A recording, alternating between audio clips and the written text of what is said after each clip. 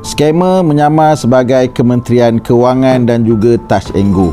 Guys, sekarang ni ada modus operandi terbaru yang mana skamer akan menghantar mesej ke dalam handphone anda yang kononnya daripada Kementerian Kewangan dan juga Touch 'n Go nak memberikan duit sara sebanyak RM300.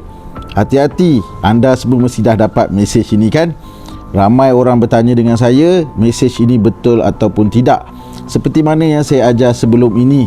Yang pertama, jangan tekan mana-mana link atau pautan dalam mesej yang anda terima dalam handphone anda. Dalam mesej yang kononnya daripada Kementerian Kewangan ini meminta anda untuk menekan pautan di link Touch 'n Go. Kononnya nak buat semakan tentang duit sara 300 yang akan diberikan pada 1 Januari 2026.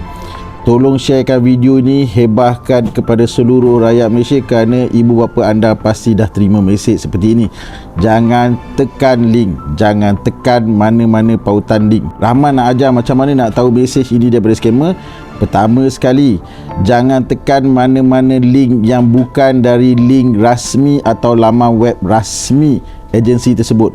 Contohnya, kalau anda tengok pada link Touch 'n Go ni, ini bukan link rasmi daripada Touch 'n Go. Yang kedua, dia kata dia daripada Kementerian Kewangan. Kenapa nak kena tekan link Touch 'n Go pula? Tak ada kena-mengena Kementerian Kewangan dengan Touch 'n Go. Apa yang anda harus lakukan? Anda harus semak terlebih dahulu dengan Kementerian Kewangan sama ada mesej ini betul ataupun tidak. Tak nak kena scam, dengar cakap Rahmat Fitri Abdullah.